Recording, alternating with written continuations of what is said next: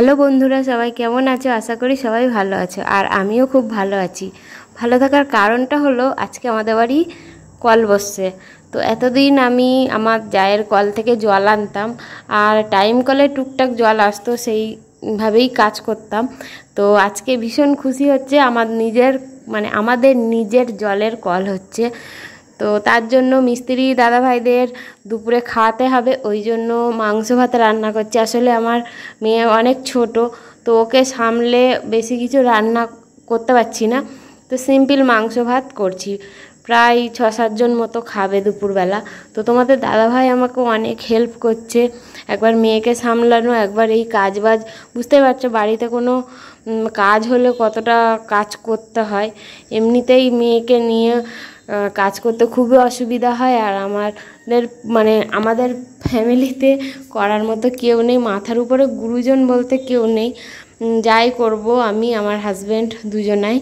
তো ও বাড়িতে আছে আজকে, তো ও আমাকে অনেক হেল্প করছে। আর আজকের এই খুশির দিনটা, তো তোমাদের দাদা বলছে তুমি এত ভিডিও করো, তো আজকের এই দিনটা ভিডিও করবে না, একটুখানি করো। আমাদের বাড়িতে কল বসছে, তো তাই জন্য ভিডিও করলাম। আর ভিডিওটা ভয়েস ওভারটা দিচ্ছি অনেক দিন পরে, ভিডিওটা এডিট করার টাইমই পাচ্ছিলাম না। তো তাই জন্য ভাবলাম যে আজকে একটু টাইম পেয়েছি, তো ভিডিওটা এডিট করে পোস্ট করে দিই। তো ভীষণ খুশি, আজকে ভীষণ খুশি। তো এই দেখো মাংসের তরকারিটা মোটামুটি হয়ে গেছে, আর একটুখানি বাকি আছে।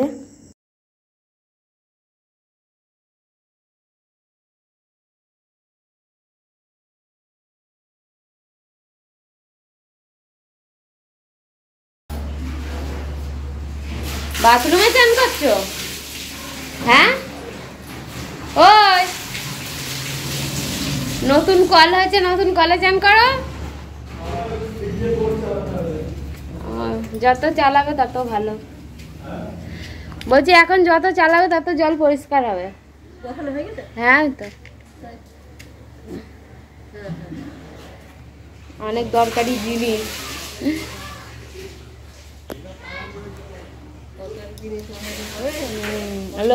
লোকের কলে কতদিন যাবো বলো? হ্যাঁ, সারা জীবন আমার জলের দরকার।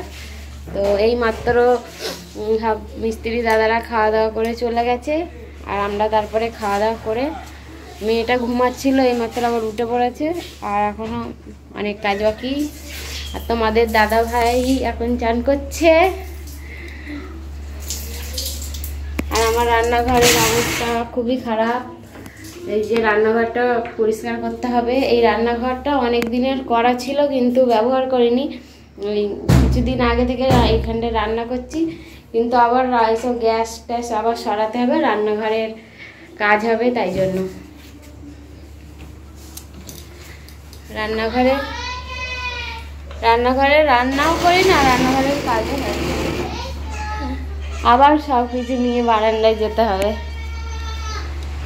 আমার ছোট মেয়ে এখন কাঁদছে, ওকে এখন চুপ করাবো, তারপরে ভাবলাম একটু ঘুমাবো, কিন্তু আর ঘুম হলো না, উঠে গেছে।